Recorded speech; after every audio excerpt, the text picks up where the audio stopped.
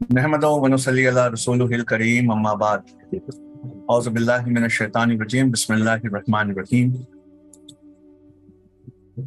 सारी दुनिया से यहाँ पर लोग जुड़े हैं और सारी दुनिया से हम यहाँ जुड़ने के बाद आज एक बहुत ही इम्पोर्टेंट, बहुत अच्छे डिस्कशन के लिए हम यहाँ पर हैं। और पहले तो आपको बता दूं आप आए कहाँ हैं। हमारे पास एक डेलीगेशन था बांग्लादेश से। उसने ये बताया था कि हमारे यहाँ किसी भी तरह की किसी किताब पर हम बहस नहीं करते, कोई नया रिसर्च पेपर हम नहीं समझते, कोई नया इसकी आवाज में रिसर्च पेपर हम नहीं समझते, किसी बुक पे हम डिस्कशन नहीं करते। इस वजह से हमारी इंटेलेक्चुअल एक्टिविटी कम हो गई। तो हम चाहते थे, आवाज ऑडिबल है ना मेरी? तो हम चाहते थे कि एक ऐसा डिस्कशन हो जहां पर लोग मिला करें हर हफ्ते, और हर हफ्ते एक बार मिलकर जो है हम किसी एक किताब पर बहस किया करें, ताकि नया आइडिया, कोई नई बात वो हमारे लोगों में आए। अल्हम्दुलिल्लाह पिछले 3 महीने से लगभग हर 10वें दिन या 7वें दिन हम लोग यहाँ पर मिलते हैं। इसे हाउस ऑफ विजडम कहते हैं। और इसमें हम ये करते हैं कि कोई नई किताब, खासकर तो वो किताबें जो फ्यूचरिस्टिक एजुकेशन के बारे में बताती हैं, फ्यूचरिस्टिक एजुकेशन और बदलते जमाने की करवटें और टेक्नोलॉजीज उसके बारे में बताती हैं, वो सारी किताबों की समरी और उसके डिटेल डिस्कशन को हम यहाँ हर संडे करते हैं। लेकिन एक उसी के बीच में एक ऐसा मुद्दा उठा जिसे हम यूनिफॉर्म सिविल कोड कहते हैं, और इस यूनिफॉर्म सिविल कोड को गहराई से समझने के लिए सबसे बढ़कर इस यूनिफॉर्म सिविल कोड में हमें रिएक्ट कैसे करना चाहिए, हमें क्या करना चाहिए, जो यूनिफॉर्म सिविल कोड ला रहा है उसकी नीयत या इंटेंशन क्या है, and how should we respond. इस बात पर बात करने के लिए आज हमारे साथ बहुत ही इंपॉर्टेंट इंसान है। वो मेरे बहुत बड़े फ्रेंड हैं, मैं उनको भी आवाज दूंगा। और हाउस ऑफ विजडम जिस जगह आज आप यहाँ पर जमा हुए हैं, एक सेकंड सवाल उठता है कि आज ही के दिन क्यों? तो बहुत लोगों के दिमाग में ये बात आ रही होगी कि भाई आज तो सन 1445 साल हिजरी का पहला दिन है। नहीं, उस वजह से भी है और वो तो इत्तेफाकन हो गया। लेकिन जिस वजह से हम आज मिले हैं वो उसकी वजह है बहुत शानदार एडवोकेट एस के काजी साहब, one of the great principal lawyers of criminal investigation थे। क्राइम के सबसे बेहतरीन लॉयर्स में थे। यवतमाल जो महाराष्ट्र में एक बहुत बड़ी जगह नहीं है, वहां से वो थे। और अलीगढ़ मुस्लिम यूनिवर्सिटी तक वो गए, अलीगढ़ मुस्लिम यूनिवर्सिटी तक गए। और कहते हैं कि क्रिमिनल में बहुत अच्छे जो लॉयर्स होते हैं टॉप रैंक के, उनमें उनका नाम है। और वो कॉन्स्टिट्यूएंट असेंबली के भी बहस में रहा करते थे।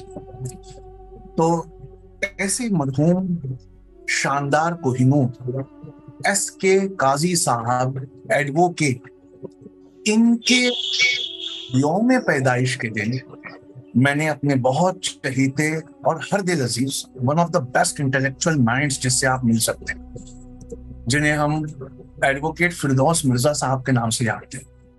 और एडवोकेट फिरदौस मिर्जा साहब की एक खास बात है, ये कॉन्स्टिट्यूशनल एक्सपर्ट हैं, पाए के लॉयर हैं, ये तो हम सभी जानते हैं। इनके लेख अखबारों में हम पढ़ते हैं। ये गजब के ऑथर भी हैं। और अभी हम लोग बहुत सरप्राइज हुए जब उन्हें दिल्ली इस बात के लिए बुलाया गया कि उन्हें संसद रत्न, संविधान रत्न का अवार्ड दिया जाएगा। तो संविधान रत्न का जब अवार्ड दिया तो हमें लगा कॉन्स्टिट्यूशनल एक्सपर्टीज की वजह से मिल रहा है, जो कि वो हैं और वो शानदार पकड़ रखते हैं।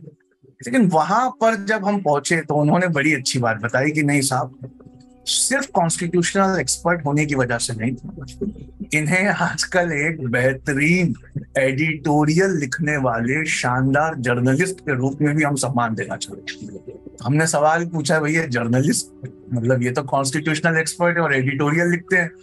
तो कहा कि नहीं साहब, आजकल मुसलमानों की आवाज मेन स्ट्रीम मीडिया में उठाने, खासकर माइनॉरिटीज की आवाज उठाने के लिए ये जाने जाते हैं। तो इनसे अच्छा कॉन्स्टिट्यूशनल एक्सपर्ट, वो भी उस दिन जिस दिन एक सबसे अच्छे क्रिमिनल लॉयर्स में से एक के यौम पैदाइश का दिन है, और ये टॉपिक जिसको हम कहते हैं यूनिफॉर्म सिविल कोड, उसको समझाने के लिए मिल नहीं सकता। तो मैं सबसे पहले, अगर मेरे मुंह से भैया निकल जाए तो आप लोग माफ कर देना, क्योंकि मैं इन्हें बहुत ज्यादा चाहता हूँ, और यूं कह ले, मैं इनका एक वर्ड है जो डिक्शनरी से खत्म हो रहा है, जिसे हम बेस्ट फ्रेंड कहते हैं। ये वर्ड नई नस्लों में नहीं पाया जाता। मैं बेस्ट फ्रेंड हूँ, छोटा भाई हूँ, इसलिए मैं बात बात में बेतकल्लुफी से इन्हें भैया कहता। तो भैया, आपका सबसे पहले स्वागत है, और डेकोरम ऑफ इंटरव्यू के लिए कभी कभी मैं आपको फिरदौस साहब कहूंगा, तो आप माफ कर दिया करते। तो भैया, आगे बढ़ने से पहले और यूनिफॉर्म सिविल कोड की गहराइयों में हमें ले जाने से पहले, थोड़ा सा एडवोकेट एस के काजी साहब के बारे में आप बताइए कि आपने ये दिन क्यों चुना कि आज उस बात पर डिस्कशन होनी चाहिए। अस्सलाम वालेकुम वरहमतुल्लाहि वबरकातुह। सबसे पहले तो अलिफ वालेकुम अस्सलाम का बहुत बहुत शुक्रिया, समीर साहब का बहुत बहुत शुक्रिया, और आप तमाम का जो यहाँ इकट्ठा हुए हैं। अक्सर हम देखते हैं कि, और बल्कि शिकायत होती है हमारी, कि हमारी पहचान मिटाई जा रही है। हमारी ये शिकायत होती है कि हमारे बुजुर्गों के नामों को मिटाया जा रहा है, और उन लोगों को हीरो बनाया जा रहा है जिनका कोई खास रोल नहीं था। तो हमारे हीरोज को क्यों खत्म किया जा रहा है, क्यों गायब हो रहे हैं हमारे हीरोज? इस सवाल का जो जवाब है वो शिकायत में नहीं होता, बल्कि अपने आप का इंट्रोस्पेक्शन करने में होता है कि क्या हम खुद हमारे बुजुर्गों को जिंदा रख रहे हैं। तो एक नाम, हमेशा हम जब कॉन्स्टिट्यूशन की बात करते हैं, संविधान की बात करते हैं, तो हमारे सामने नाम आते हैं अलग अलग, लेकिन जिनका एक बहुत बड़ा रोल रहा, जो हमारे अपने हैं, अपने बुजुर्ग हैं, उनका नाम हम भूल जाते हैं। तो आज उनकी यौम पैदाइश है, उनको खिराज अकीदत हम पेश करें। वो है एडवोकेट एस के काजी साहब। एडवोकेट एस के काजी साहब ये कंस्टिट्यूएंट असेंबली में चुन के आए थे, वहां उन्होंने बहुत इंपॉर्टेंट रोल निभाया। आज जो हम आर्टिकल 21 देखते हैं, राइट टू लाइफ, उसके ड्राफ्टिंग का उनका जो रोल रहा है, वो आज भी कंस्टिट्यूएंट असेंबली डिबेट्स में बहुत इंपॉर्टेंट है। सुप्रीम कोर्ट भी रेफर करता है। वो कितने दूरअंदेश थे, इस बात का अंदाजा उनकी दूरअंदेशी का आपको अंदाजा आएगा उनके आखिरी लेक्चर से कंस्टिट्यूएंट असेंबली डिबेट्स के। 23 नवंबर 1949, जब आखिरी सेशन चल रहा था, तो उन्होंने कहा था कि जिस तरह का संविधान आज हमने एक्सेप्ट किया है, या जो हम अपनाने जा रहे हैं, उसको देखते हुए मैं सिर्फ इतना कहना चाहूंगा कि फ्यूचर में पॉलिटिकल अरेना में मुसलमान पॉलिटिकल अरेना में, सर्विसेज में अब कम होते जाएंगे। इनका रिप्रेजेंटेशन बरकरार रहे या बढ़े, ये देखने की जिम्मेदारी यहाँ के आने वाले हुक्मरानों की होगी। उन्होंने कांग्रेस ये वर्ड यूज किया था, मैंने उसको चेंज कर दिया, हुक्मरान कर दिया। तो ये उनकी दूरअंदेशी थी, ये उनकी समझ थी। इंडियन फेडरलिज्म पर उनका जो लेक्चर है, वो भी जो कॉन्स्टिट्यूशन के स्टूडेंट्स हैं उन्होंने पढ़ना चाहिए कंस्टिट्यूएंट असेंबली डिबेट में। फिर आजादी के बाद आपको राज्यसभा में नॉमिनेट किया गया। राज्यसभा में भी आपका बहुत नुमाया रहे आप हमेशा, और पूरे इंडिया में आपको एक पाए के क्रिमिनल लॉयर के नाम से भी जाना जाता था। तो इस तरह हमारे कई सारे बुजुर्ग हैं जिन्होंने हमारे लिए बहुत कुछ किया है। हम खुद उन्हें भूल गए, इसलिए दूसरे याद नहीं रखेंगे। एक क्रूड कहावत है कि अपने बाप को खुद ही को याद रखना पड़ता है, लोग आपके बाप का नाम भूल जाते हैं। सही बात। तो आज का जो वेबिनार है, आज का जो भी डिस्कशन है, मैं उन्हीं को ये पेश कर रहा हूँ खिराज अकीदत के तौर पर, और अल्लाह ताला आपको जन्नत में जगह अता फरमाए, ये आपके लिए दुआ करता हूँ, और आप सभी से दुआ करता हूँ। मेरी गुजारिश है कि आप भी काजी साहब के लिए दुआ करें। कि हमें अपने हीरोज को भूलना नहीं चाहिए, अपने माजी को याद रखना चाहिए, और खासकर वो पिलर्स, वो कोहिनूर, वो बेहतरीन पिलर्स जिनके दूरंदेशी ये थी कि उन्होंने ये कहा कि 50 साल बाद, 60 साल बाद रिप्रेजेंटेटिव्स मुसलमानों में से घटते रहेंगे, ऑफिसर्स, ब्यूरोक्रेसी, एडमिनिस्ट्रेशन, हर जगह हम पीछे जाएंगे, तो ये देखना होगा कि हमें आगे कैसे देखना। बहरहाल भैया, एक सवाल है बहुत अच्छा फिरदौस साहब आपसे, कि जब भी यूनिफॉर्म सिविल कोड निकलता है तो you are one of those distinguished पढ़े लिखे लोग जो यूनिफॉर्म सिविल कोड पर कुछ अलग नजरिया, कुछ अलग एटीट्यूड रखते हैं। तो अक्सर मैंने आपकी आंखों में ये झलक देखी है कि जब हम दोनों यार या दोस्त की तरह बात करते हैं तो कहते हैं समीर, यूसीसी एक नो बॉल है, इस नो बॉल को हमें छेड़ना नहीं चाहिए, और ये यूसीसी की नो बॉल डाली इसलिए गई है कि हम छेड़ें। तो हमारा जो एटीट्यूड है इसको लेकर वो काफी अलग होना चाहिए, वो नहीं होना चाहिए जो इसके पीछे का अंदेशा है या जो इसके पीछे वो चाहते हैं। तो कंटेक्स्ट में इस क्वेश्चन को रखने के लिए यूं कह दूं कि जो रूलिंग पार्टी है उसकी ये कंसिस्टेंट डिमांड रही है कि यूनिफॉर्म सिविल कोड आना चाहिए, और ये डिमांड बड़ी बरसाती मेंढक की तरह है, उसी वक्त आती है जिस वक्त इलेक्शन आता है, और इलेक्शन के बाद वो ये प्रॉमिस को किसी ठंडे बस्ते में डाल देते हैं। तो सिविल कोड का ये जीनी जो 2024 इलेक्शन से पहले एक बार और निकल कर आया है, क्या बहुत आसान लफ्जों में एक बार आप समझाएं, और हमारा एटीट्यूड इसके प्रति क्या होना चाहिए, इसको भी बड़े आसान लफ्जों में आप समझाएं, तो यहीं से प्रोग्राम की हम शुरुआत करते हैं। देखिए, ऐसा है कि शुरू करने से पहले मैं एक डिस्क्लेमर दे दूं। वो डिस्क्लेमर इस तरह से है, नंबर 1, ये जो वेबिनार है या जिसमें जो हमारा डिस्कशन हो रहा है ये मजहबी डिस्कशन नहीं है। नंबर 2, मैं अपने आप को मजहब का एक्सपर्ट नहीं मानता, मैं आलिम दीन नहीं हूं। नंबर 3, ये डिस्कशन किसी एक रिलीजन वालों के लिए नहीं है। ये 3 डिस्क्लेमर्स के साथ, इस अंडरस्टैंडिंग के साथ हम आगे बढ़ेंगे। आपने जो टॉपिक चुना या उसका जो नाम रखा, उन्वान जिसे हम कहते हैं, वो बड़ा अच्छा लगा मुझे, कि हाउ टू रिस्पॉन्ड, क्या हम इसको रिस्पॉन्ड कैसे करें। तो इसका जवाब एक वर्ड में हो सकता है। वो जवाब ये है कि आप इसको रिस्पॉन्ड करें एक इंडियन के तौर पे, एक भारतीय के तौर पे। वाह वाह। और इस एक वर्ड में ये सारी चीज समा जाती है, और अगर कोई बुरी नीयत के साथ यूनिफॉर्म सिविल कोड की डिमांड करता है तो उसकी बदनीयती भी इससे साफ होती है। यूनिफॉर्म सिविल कोड की चर्चा ये आज की नहीं है। जब कॉन्स्टिट्यूशन बन रहा था तो कॉन्स्टिट्यूएंट असेंबली में भी इसकी चर्चा बहुत गर्म रही है।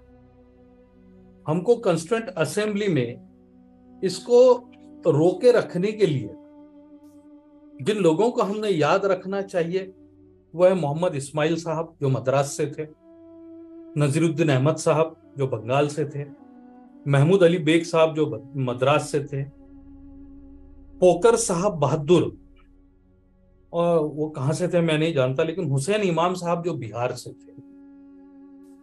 इन्होंने इस मुल्क में यूनिफॉर्म सिविल कोड क्यों नहीं हो सकता, यह आप साहबान ने बहुत अच्छी तरह पूरी कॉन्स्टिट्यूएंट असेंबली को समझाया था। और आप लोगों के ऑब्जेक्शन के बाद डॉक्टर बाबा साहब आम्बेडकर जो ड्राफ्टिंग कमेटी के चेयरमैन थे उस वक्त, उन्होंने बहुत क्लियर वर्ड्स में कहा था कि ये एक हम प्रोविजन करके रख रहे हैं, लेकिन कोई भी आने वाली सरकार बिना किसी की मर्जी के ये उन पर लाद नहीं सकती। ये रिकॉर्डेड बात है। कृष्ण स्वामी भारती हो गए, अल्लादी कृष्ण अय्यर हो गए, इन सब ने कहा था कि लोगों को कॉन्फिडेंस में ही लेकर के ये किया जा सकता है। तो ये हिस्ट्री भी है, और जिन लोगों को हमने इसके लिए याद करना चाहिए उनके लिए एक याद दहानी भी है। तो कॉन्स्टिट्यूशन क्या है? अब आप सभी के पास मोबाइल फोन है, आज आपने जूम का इस्तेमाल किया, आपने कोरोना के बाद साल भर में जूम का इस्तेमाल कितने मरतबा किया? बिल्कुल सही बात। में हमने जूम का बहुत इस्तेमाल किया। बिल्कुल सही बात। कोरोना में हर एक के मोबाइल में तकरीबन 100 ऐप है। सही बात। इसके पास ज्यादा ऐप्स है। हम उन ऐप्स का इस्तेमाल कितनी मरतबा करते हैं? तो कॉन्स्टिट्यूशन भी एक मोबाइल जैसा है। वाह। जो हमेशा के लिए रहने वाली किताब है, और उसमें इस तरह के ऐप्स दिए हैं कि अगर जरूरत पड़े तो आप वो ऐप इस्तेमाल कीजिए, वरना मत कीजिए। क्या बात है। तो डायरेक्टिव प्रिंसिपल में जो ये डाला गया वो एक ऐप के तौर पे डाला गया कि अगर कभी जरूरत पड़ती है तो आप इस ऐप का इस्तेमाल कीजिए। ऐसा ना हो कि आपके फुल स्टॉप लगा दिया गया हो, क्योंकि अल्लाह की किताब तो है नहीं कि फुल स्टॉप लगेगा। ये इंसानों की बनाई हुई किताब है जिसमें हमेशा दुरुस्ती की गुंजाइश होती है। तो ये वो ऐप है, लेकिन ये ऐप ऐसा नहीं है जो ऑन ऑफ के स्विच के जैसा हो, क्या आप जब तक कि ऑन ऑफ का स्विच दबाएंगे नहीं तो मोबाइल शुरू ही नहीं होगा। ये तो जूम ऐप जैसा है कि आप जूम इस्तेमाल कीजिए, आप व्हाट्सएप यूज कर लीजिए, आप गूगल मीट यूज कर लीजिए, आपके पास बहुत सारे अदर ऑप्शंस हैं। तो जब ये कॉन्स्टिट्यूशन में आया उस वक्त की पोजीशन क्या थी? उस वक्त की पोजीशन ये थी कि हमारे जो हिंदू भाई हैं उनके लिए कोई भी कानून नहीं था। उनके लिए कोई भी कानून नहीं था। कोई कोडिफाइड लॉ नहीं था। मुसलमानों के लिए कोडिफाइड लॉ कुरान के तौर पर, हदीस के तौर पर, फिक्ह के तौर पर, ये पिछले 1400 साल से है, कोडिफाइड है। आपको लिखा हुआ मिलेगी ये सारी चीजें, सुनी सुनाई कोई चीज नहीं। लेकिन उनके पास कस्टम्स थे। अब कस्टम्स भी एक जैसे नहीं थे, हर जगह के अपने कस्टम्स थे। उनके पास डाइवर्स का यानी तलाक का कोई कानून नहीं था। कोई कानून नहीं था। अडॉप्शन का कोई कानून नहीं था।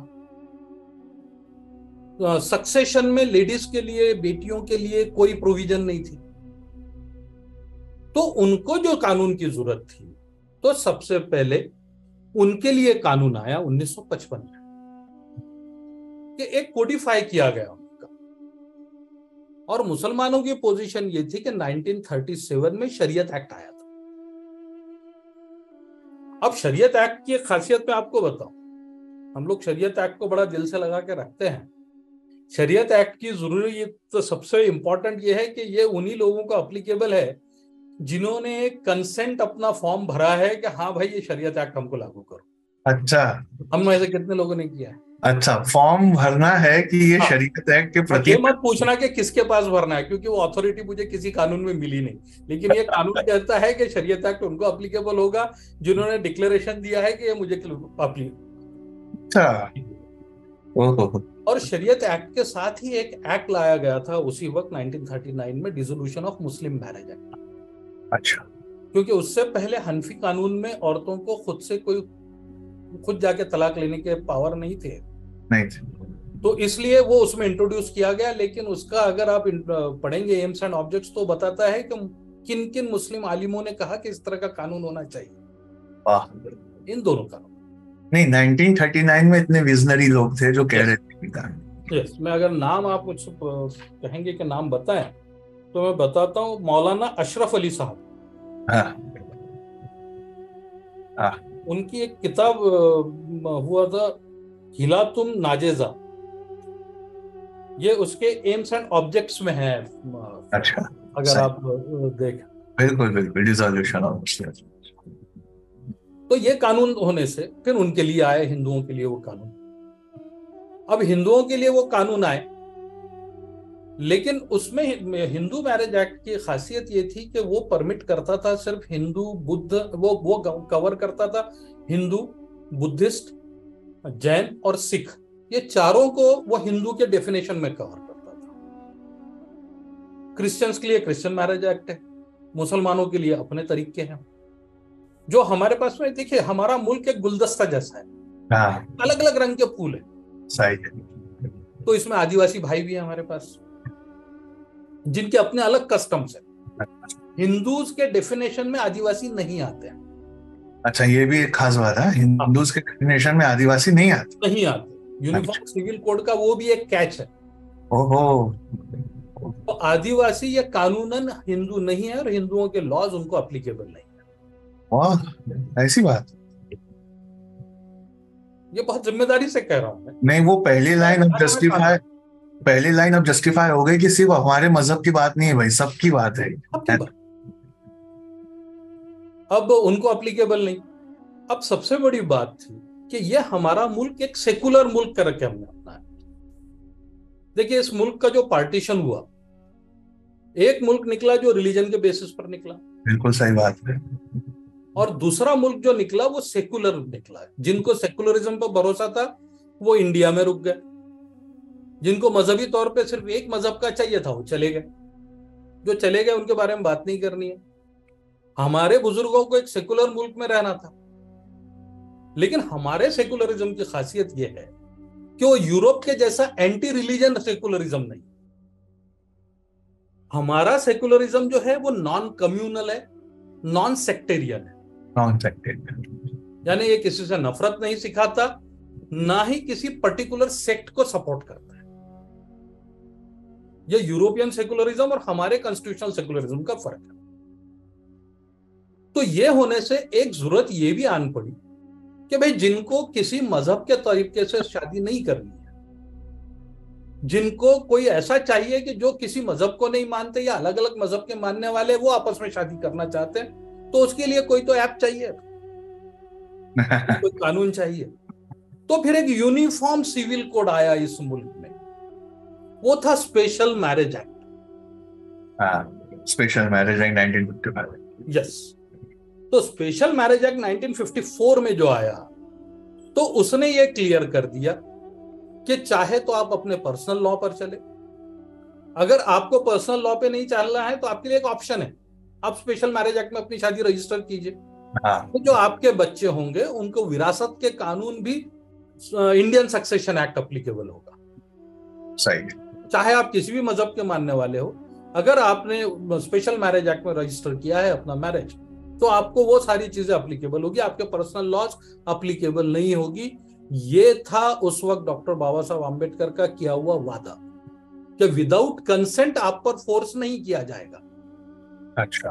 तो जब आप रजिस्टर करने जाते हो अपनी शादी, तो आप अपना कंसेंट देते हो कि हाँ मैं स्पेशल मैरिज एक्ट से यानी यूनिफॉर्म सिविल कोड से चलना चाहता हूँ। अच्छा। तो मैं तो यही कहूंगा कि आज ट्रायल बेसिस पर जिन जिन लोगों को यूनिफॉर्म सिविल कोड चाहिए, कल ही जाकर अपनी शादियां रजिस्टर करवा दें। वाह, मतलब यही इतना पता चल जाएगा कि इस मुल्क के कितने लोग हैं जो दिल से यूनिफॉर्म सिविल कोड को सपोर्ट करना चाहते हैं। वो ईमेल भेजने से अच्छा है कि जाओ रजिस्टर करो। आइए अपनी शादी रजिस्टर कर लीजिए स्पेशल मैरिज एक्ट में। वाह, तो ये प्रावधान है मतलब पहले से, है ना? ये बिल्कुल है, 1954 से ये आया है।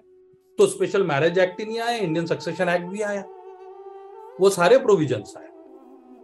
तो अब आपको यह समझना होगा कि यूनिफॉर्म सिविल कोड से उस वक्त हमारे कॉन्स्टिट्यूएंट असेंबली का क्या मतलब था, वो क्या सोचते थे कि यूनिफॉर्म सिविल कोड से उनको आपको क्या मिलेगा। तो डॉक्टर बाबा साहब आम्बेडकर कहते थे कि यूनिफॉर्म सिविल कोड जो होगा वो फैमिली लॉज के लिए होगा, इनहेरिटेंस के लिए होगा, अडॉप्शन के लिए। तो अब इनकी पोजीशन क्या रही इस मुल्क में उसके बाद? तो अगर मैं फैमिली लॉज की बात करूं, तो मैंने पहले ही कहा कि मैं मुसलमान के तौर पे नहीं देखता हूं उसको, एक इंडियन के तौर पे देखता हूं। तो जिनके लिए कानून नहीं था उनके लिए हिंदू मैरिज एक्ट आया, लेकिन प्रॉब्लम ये आया कि हिंदुओं में इतने सारे सेक्ट थे कि कैसे अप्लाई करें। जैसा मिताक्षर थे तो दया भागा भी थे। ये बड़ी खूबसूरती से कॉन्स्टिट्यूएंट असेंबली के डिबेट में आई ये सारी चीजें, क्या हम इनको सबको एक साथ कैसे लेके आएंगे। जैसे इसमें एक लाइन ये जोड़ सकते हैं क्या कि नॉर्थ इंडिया में कजिन्स में शादी अलाउड नहीं है और साउथ इंडिया में कजिन्स। उस पे आते हैं अभी जी। जो फर्क है, तो या फिर तीसरी एक मेजर स्ट्रीम थी मयूखा, जो के मुंशी साहब के लेक्चर में सारे डिटेल्स मिलते हैं आपको। तो जब हमने ये फाइल, तो इसमें कुछ पैट्रियार्कल है और एक नॉर्थ मलबार में मुरुमुखत्तयम करके एक सेक्ट है, वो मैट्रियार्कल है। मदर के नाम पे चलते हैं, प्रॉपर्टी भी मदर के नाम पे होती है। प्रॉपर्टी भी मदर के नाम पे होती है। अब जब ये आ गया एक्ट, तो उसमें जरूरी था कि सप्तपदी यानी 7 राउंड, हाँ, या फिर उसके जैसी और कोई दूसरी सिस्टम हो जिससे शादी हुई है साबित हो सके। सही। ये निकाहनामा तो था नहीं, तो वो आ गया। तो कुछ जगह ये प्रॉब्लम हो गया, तो हमारे यहाँ तो है ही नहीं है सिस्टम। तो सबसे पहले पौंडीचेरी में प्रॉब्लम आया। तो अच्छा। पौंडीचेरी को एक स्पेशल एक्ट लाना पड़ा। वहां पे सुयामरियथाई, हो सकता मैं प्रॉपर प्रोनाउंस नहीं कर रहा हूं उसको, वो सेक्ट है। तो उसको सबसे पहले उन्होंने फिर हिंदू मैरिज एक्ट से अलग किया कि यहाँ पे शादियों का सिस्टम अलग होगा। फिर तमिलनाडु में भी वही प्रॉब्लम आया, तो तमिलनाडु को स्पेशल अमेंडमेंट लाना पड़ा। फिर यहां पर हमने सक्सेशन, हिंदू सक्सेशन एक्ट को अमेंड करके बेटियों को बराबरी का हिस्सा दिया। लेकिन उसमें फिर अंडरलाइन करना पड़ा कि जिनको मिताक्षरों को ये एप्लीकेबल है उन्हीं के लिए होगा। तो फिर 2 लोगों को बहुत प्रॉब्लम आया, जिसमें सबसे ऊपर नाम है नंबूदिरीज का। नामुद्री ब्राह्मण। यस, उन्होंने कहा कि हम नहीं मानेंगे ये, तो उनको उसमें से अलग करना पड़ा। तो फिर मरुमकट्टयम नाम का जो मैंने आपको पहले बताया, उन्होंने कहा कि हमको भी नहीं एप्लीकेबल हो गए, तो उनको भी उसमें से अलग करना पड़ा। तो आज यूनिफॉर्मिटी जो चाहिए, तो मेरा ये मानना है कि अगर हम यूनिफॉर्म सिविल कोड लाते हैं, तो ये जो इतने सारे मेरे हिंदू भाई हैं इस मुल्क में रहने वाले, उनके साथ क्या ये जुल्म नहीं होगा? और इसमें नॉर्थ ईस्ट की भी ट्राइब्स जोड़ दी जाए तो? अब नॉर्थ ईस्ट पर नहीं, ट्राइब्स में तो हम गए नहीं है अभी तो गए नहीं। ठीक है, ये तो हिंदू में ही है। हाँ, तो ये तो हिंदू में। अब दूसरा प्रॉब्लम ये है कि इस मुल्क में इनकम टैक्स नाम का एक एक्ट है, जिसमें सबको इनकम टैक्स देना होता है।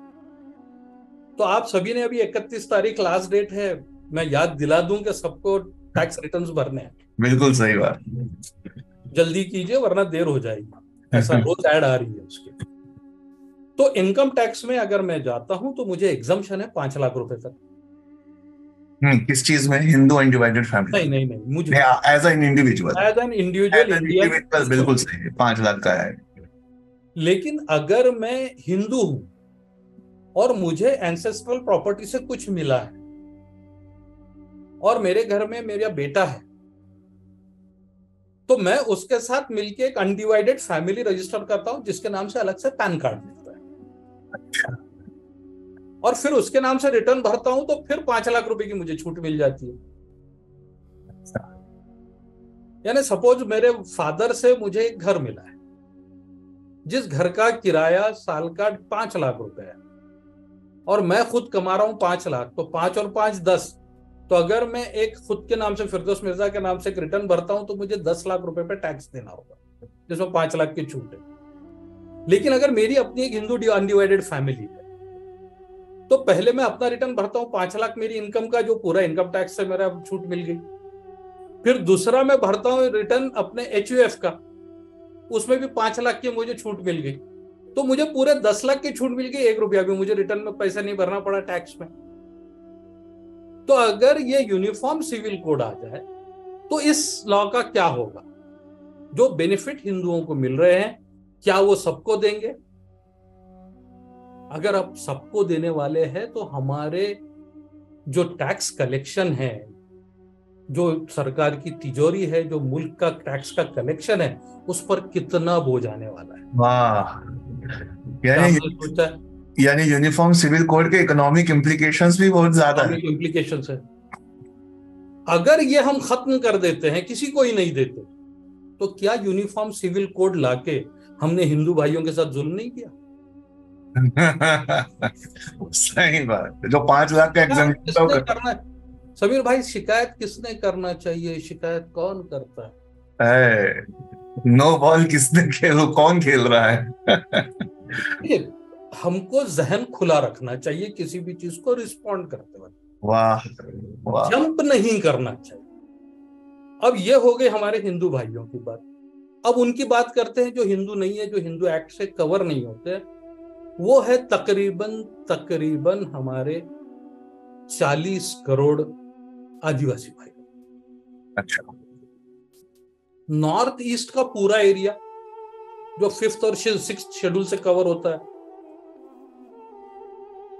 सेंट्रल इंडिया का मेजॉरिटी पार्ट, बिल्कुल सही, जो ट्राइबल लॉज से इफेक्ट करता है, पेटा वगैरह इस तरह के कानूनों से इफेक्ट करता है, तो उनके लिए कॉन्स्टिट्यूशन ये कहता है कि वो अपने कस्टम्स पे चलते रहेंगे।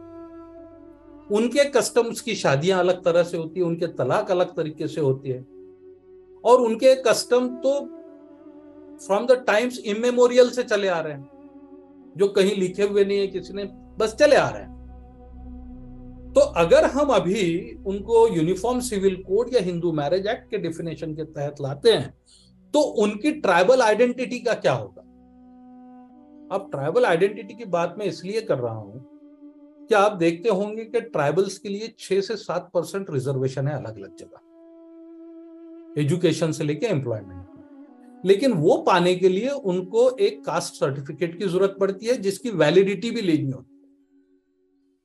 और सुप्रीम कोर्ट के 2 रिसेंट जजमेंट है जो ये कहते हैं कि इनकी अगर अपने कस्टम्स के साथ इनकी पहचान जुड़ती है, इनकी पहचान जो की जाए वो कस्टम्स से की जाए, तो ही इन्हें वैलिडिटी दी जाए।